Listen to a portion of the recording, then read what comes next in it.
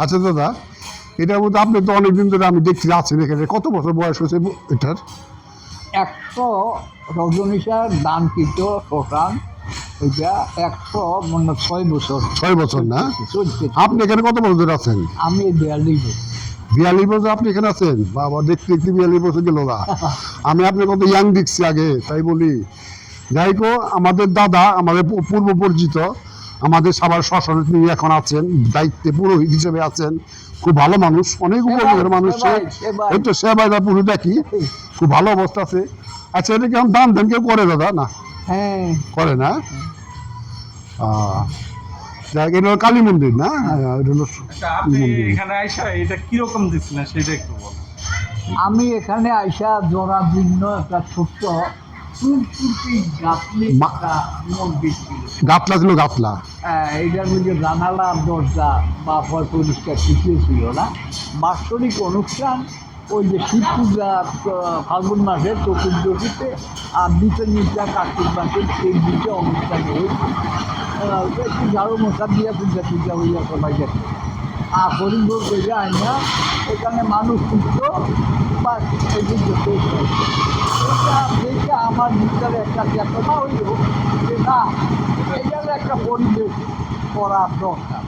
প্রতিটা লাশের 50 টাকা করে তখন নিচ্ছে, প্রতিটা লাশের থেকে।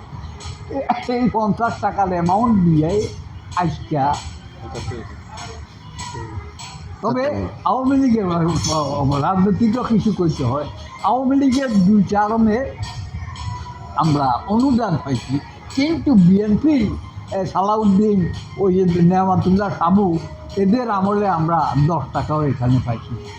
এইটাই হইল সত্য কথা। একটা সত্য কথা কইলেন, এই যে বিশ্বনাথ সাহা এর চ্যানেল থেকে যাইতেছে, আর এইটা সম্বন্ধে একটু ঘুরে ঘুরে একটু দেখান, আপনি দেখেন, বলেন পরিবেশটা। যাই হোক, পরিবেশটা খুব ভালো। দেখেন, দাদা তত্ত্বাবধান আছে, এটা করতেছে। পরিবেশ কত সুন্দর, বিল্ডিং এর এখানে মানুষ ঝড় বৃষ্টি এলে এখানে থাকতে পারবে।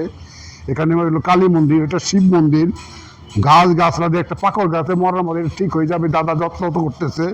অবশ্যই পাকড় গাছ, বেল গাছ আছে একটা, সব ঠিক হয়ে যাবে। এটা একটা স্ট্যাচু, সুন্দর দেখুন, শিব মন্দিরের স্ট্যাচু আছে খুব। তবে আমরা প্লিজ সাভারে যে এত সুন্দর একটা মানে শ্মশান ঘাট আছে, সুন্দর, সামনে নদী, এই 10 এগুলো নদী আছে। আগে তো নদীর সাথেই ছিল, ওই যে এই পর্যন্তই ছিল, এই শ্মশান মন্দির ছিল। দখল করতে করতে চলে গেছে, এটা দখল হইতে হইতে এখন নদী চলে গেছে। 14 শতক, এখন 14 শতক জায়গা ছিল জানি কত পাখি? হ্যাঁ, এটা তো ছিল কয় পাখি জানি জায়গা? এটা 39 শতক, 69 শতক জায়গা ছিল।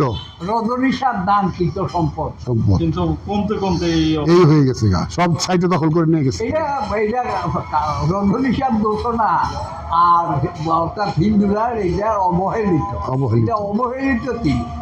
এটার প্রতি কারোর মন প্রাণ আর নজর ছিল না। যাই হোক, ভালো থাকবেন, সুস্থ থাকবেন, আর এই দাদার জন্য দোয়া করবেন সবাই। হ্যাঁ, দোয়া চান একটু। নমস্কার, দোয়া করবেন আমার জন্য। আচ্ছা। আমাকে একটু লাইক কমেন্ট শেয়ার করবেন একটু। আচ্ছা।